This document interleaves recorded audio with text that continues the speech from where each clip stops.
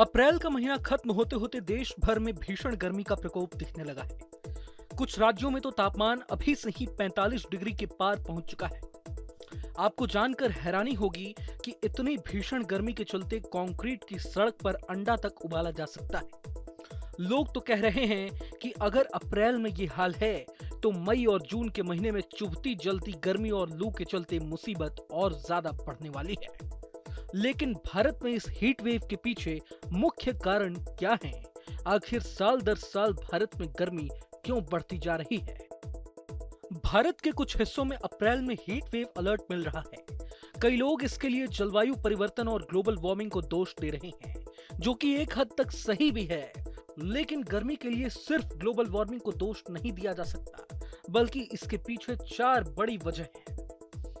पहली वजह, इस बार गर्मी मार्च के महीने में ही शुरू हो गई थी, क्योंकि सामान्य तौर पर मार्च के महीने में बनने वाला एंटी साइक्लोन इस बार 1 महीने जल्दी बना, जिसके चलते थार रेगिस्तान और पाकिस्तान से गर्म हवाएं आनी शुरू हो गई और इसकी वजह से राजस्थान, दिल्ली, यूपी समेत कई राज्यों में तापमान सामान्य से ज्यादा हो गया।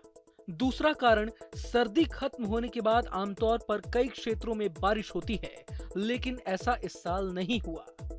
तीसरी वजह, देश के कई हिस्सों में भीषण गर्मी पड़ने के बाद भी बारिश नहीं हुई, जिसके चलते लू और गर्म हवाओं का सिलसिला अब भी जारी है।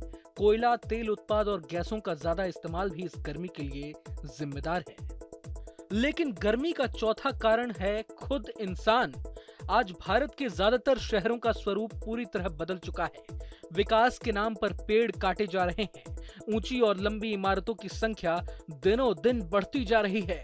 सड़कों पर गाड़ियों की संख्या में लगातार इजाफा हो रहा है। शहरों की हरियाली में दिन ब दिन कमी आती जा रही है। पक्की सड़कों का निर्माण हो रहा है। घरों में एसी का इस्तेमाल ज्यादा हो रहा है और यही वजह है कि इन शहरों में तापमान लगातार बढ़ता ही जा रहा है। इसलिए ऐसे शहरों को आजकल अर्बन हीट आइलैंड कहते हैं। यानी अगर आप ऐसे शहर में रहते हैं जहां की आबादी कम है, हरियाली ज्यादा है, आसपास कोई तालाब या पानी का दूसरा स्रोत है, तो आपका शहर उन शहरों की तुलना में ज्यादा ठंडा होगा जहां ये सब कुछ काफी सीमित है।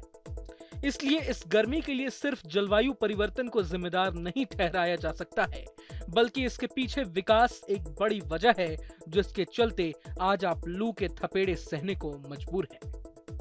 अगर ये वीडियो आपको पसंद आया तो लाइक करें और चैनल को सब्सक्राइब करें। वहीं तमाम बाकी खबरों के लिए देखते रहें न्यूज़ नेशन।